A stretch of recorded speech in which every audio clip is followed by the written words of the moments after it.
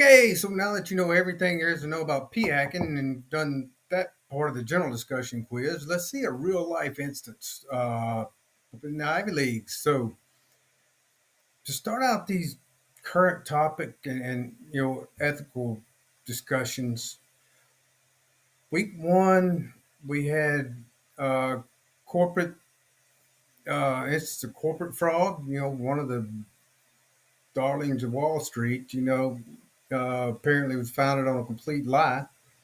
Then we went to just general basic, discussion video. I mean, statistical discussion videos show you how data can be manipulated to look better than it is, or how we can present things that focus on people's biases rather than what the data actually say and get you kind of believe what we want you to believe based on what you want to believe anyway. About how it works. So. Um, this week, we're kind of changing gears from corporate element to show you how academia is certainly, not protected from any of this. I mean, actually, some of the worst fraud in the world has been committed by academia, and not just people like us at regional universities. I mean, Ivy Leagues, some of the best research. One we'll get to is the top research institution in Europe. So, couple of different scandals in the Ivy League. So, it's very interesting to come out. So, this week we're starting with Cornell and how a researcher kind of opened his mouth about some p hacking, and maybe that's not even what he intended, but the way it came out led to more people getting involved in some of his other research. And this guy was over the biggest consumer behavior marketing lab to do, with the food industry. I mean, anything to do with how people approach, an all you eat buffet is composed, or how much they eat when food presented this way, or how much they'll spend when prices. It all, most of it came from that lab at Cornell. The guy was over it, spoke out of turn, lost everything. So watch the video, and then you'll come back to answer uh, what led to his downfall, what specifically do was bad enough to get papers retracted, and retractions are dead, career enders in academia. You'll never get a job again. You probably won't get a job in. I mean, the guys may be working at Walmart, but and not like a department manager. Uh, what could he have done to accomplish what he wanted that would have been within the ethical guidelines, if y'all can answer that? And how do you think the publisher parish, system that we professors are under influence the, the propensity of unethical research, especially in the AI era? And I can tell you that as a reviewer for several A-level journals, I reject papers nearly every week because I know they're written by AI. I mean, you can tell. So just watch it and give your honest views on what you think and what you picked up and your thoughts on the situation. So you don't need peer-reviewed journal articles to back it up, but if you do use something, cite it.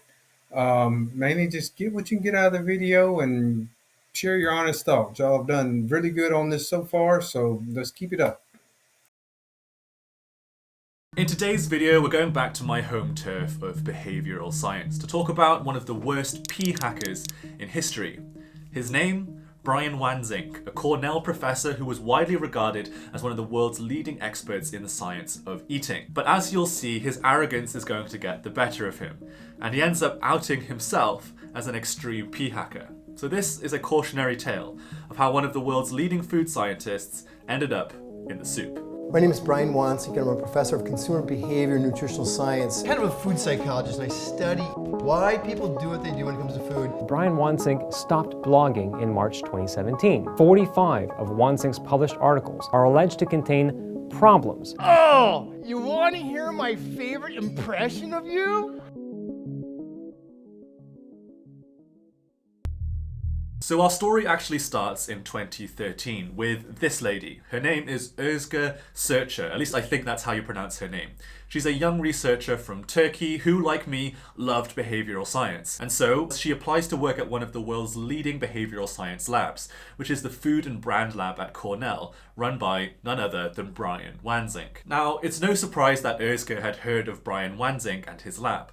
After all, Brian Wansink was regularly featured on major publications like The Today Show, The New York Times, and even Oprah. I hope they cancel Oprah. Take that back. Not only that, but his research was also used as the basis for some major public policy interventions. For example, the Smarter Lunchrooms initiative, which was started by the Obama administration with the intention of using behavioral science to nudge school children to make healthier choices. One of Brian Wansink's papers that was used as the basis for this program was one that showed that if you put Elmo stickers on apples, children are more likely to choose them over cookies when presented with that choice. But unfortunately, this program was based off flawed research, and to find out how it happened, we need to go back to the story of Özge. So Özge gets into Brian's lab, which I'm sure was a massive break for her. It'd be a massive break for any behavioral scientist, but especially as somebody from Turkey, where I know the opportunities to work in behavioral science are much fewer and further between. I'm sure this was a very exciting opportunity for her. But in the weeks leading up to her joining Brian's lab, she's given a very weird assignment from Brian. You see, the way that science is supposed to work is that we first come up with a hypothesis for what we want to test, and then we gather data to validate or disprove that hypothesis. But what Brian does with Özge is just simply hand her a data set to analyze. Now, the data set in question is very interesting, and it's interesting because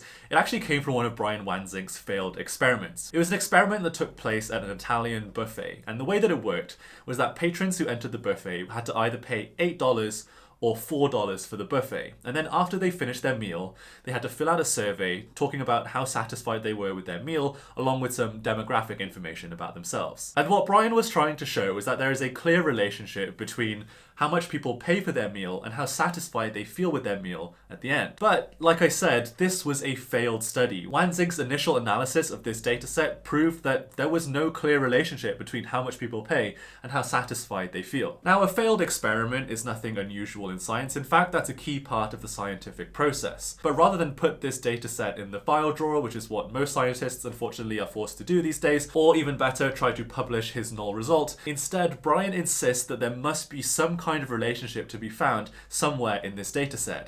And it was up to Özge to find that relationship. Now, unbelievably, the reason why we know this is because of a series of leaked emails between Brian and Özge. So this is the email. It says, "Hi Özge, glad you had a chance to take an initial look at the data.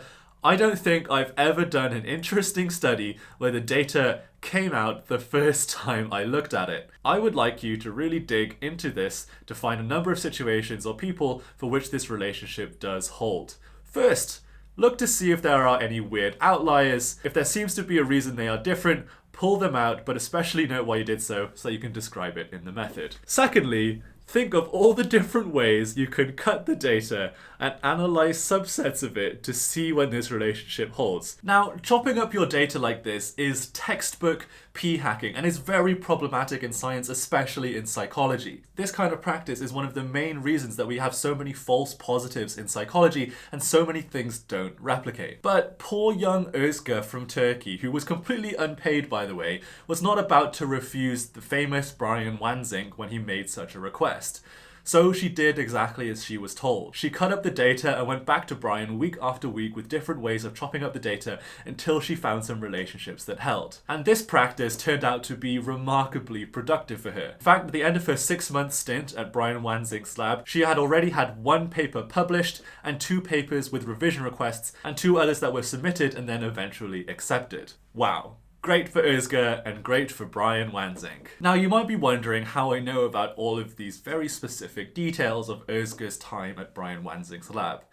And that's because Brian Wanzik wrote about it on his own blog. So what you can see on screen now is Brian Wanzink's blog, and more specifically, Brian Wanzink's last ever blog post, because it was this blog post where he talked about his interactions with Özge that ended up bringing down his whole career. But Brian also compares his time with Özge to another paid postdoc who worked at his lab. So what Brian says in his blog is that actually he offered the buffet data to the postdoc first before offering it to Özge, but the postdoc turned him down and didn't want to do the analysis that he suggested on that dataset. And in the blog, Brian ends up praising Özge for her remarkable productivity and for willingly engaging in this kind of behavior, and chastises the postdoc for refusing to do p-hacking. And as you can imagine, this blog post caused up quite the storm for Brian Wanzink. Some of the immediate comments directly on the blog post are absolutely hilarious, so let me read a few of them to you. The first one says, "Brian, is this a tongue-in-cheek satire of the academic process, or are you serious?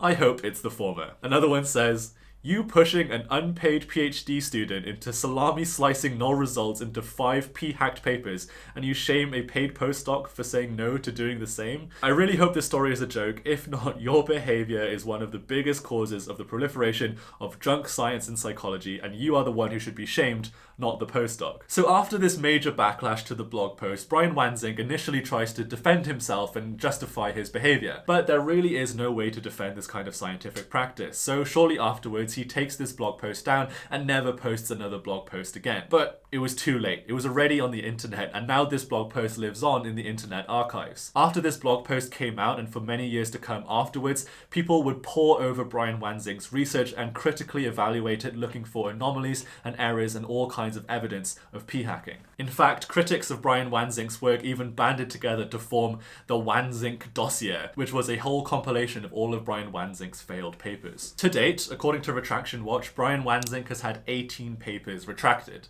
including all of those ones that he did with Özge on the Italian buffet. And one of his other papers was actually retracted twice. Can you guess which one I'm talking about? That's right, the one about putting Elmo stickers on the apples. And to explain how a paper can be retracted twice, apparently the first time it was retracted was because Brian Wanzink wasn't satisfied with the p-value that ended up coming out. You see, the academic standard for statistical significance is p less than 0.05. To be honest, it's a bit of an arbitrary figure, but somehow that has become the industry standard for how we test for statistical significance. Now, Brian wasn't totally happy with this Elmo study because the p-value was 0.06, just shy of that magic 0.05 mark that everybody looks for. And so through another leaked email, we can see more evidence of Brian's p-hacking. Here's the email. It says, "Hi David, here's the Elmo study we are going to spin off and submit. I think we could start with," he names a couple of journals, and he'll give Sandra a list of other journals that he wants to submit to. But the really interesting part is the second paragraph where he says, "One sticking point is that although the stickers increase apple selection by 71%, for some reason this is a p-value of 0.06. It seems to me it should be lower. If you can get the data and it needs some tweaking, it would be good to get that one value below 0.05. Now apparently the first time that this study was published, it appeared in JAMA, a pretty well-known journal, with the 0.06 p-value intact. But shortly afterwards it was retracted and then replaced with a new p-value of 0.02. Somehow. But then, a little while later, the same paper gets retracted again because in the methodology they said that the study was done on kids aged between 8 to 11, when in fact the study was done on 3 to 5-year-olds. What an absolute total mess. And if I saw this kind of thing happening from a particular researcher in psychology, I wouldn't feel comfortable trusting anything that was published with his name attached to that work. So what happened to Brian Wanzink? Well, it doesn't seem like he got fired, but he did choose to retire the following year, which by this point is 2019. But according to Retraction Watch, Brian is back. Just last year, he published 2 more papers. One of them was in a journal called Curious, and the other one in the International Journal of Community Medicine and Public Health. Both the papers appear to use data that is over a decade old, and his only co-author on the paper is Audrey Wanzink, who apparently is a high school student and pretty obviously his daughter. So don't you love the academic system, a place where known fraudsters can publish garbage studies with decade-old data with their high school age children in proper journals? Love that. Great stuff. Great stuff. So, what do we learn from Brian Wanzig's story? Well, Brian's story is fascinating because he's somebody who had a completely twisted view about what makes a good scientist. For him, it was all about quantity, not quality. The more your output is, the better at science you are. And while that's completely backwards to what we would want from our scientists and our academic system, it's not hard to see how he came to this conclusion. After all, he was rewarded handsomely for his output. His productivity was what made him so successful, and the only way to be that productive was to engage in dodgy practices like he did. And I know we're talking a lot about psychologists who have very poor practices, but if there's one idea from psychology that should hold true, it's the fact that people tend to repeat things that they're rewarded for. And Brian Wanzink was rewarded again and again for p-hacking and having very high output, so it's not surprising that he deemed that to be what good science is. Okay, so I hope y'all enjoyed that little video. I mean, it's very interesting stuff. And again, we're going to be going into a lot of top rated scientists and looking at what caused their downfalls through the rest of the semester. So this was actually kind of mild compared to the ones we're going to get into over the next couple of weeks. So next week we got Harvard and a major downfall. Huge. Just got settled this year. Then we'll go to probably the worst one of all, and it's not quite as recent because I remember hearing about it when I was getting my PhD. But this guy over in Europe that had like I don't even know how many papers retracted, but we'll see what he did was probably the worst of all. So as you go through these, just try to enjoy them the best you can, see what you can pick up, and then give me your honest answers. So until next time.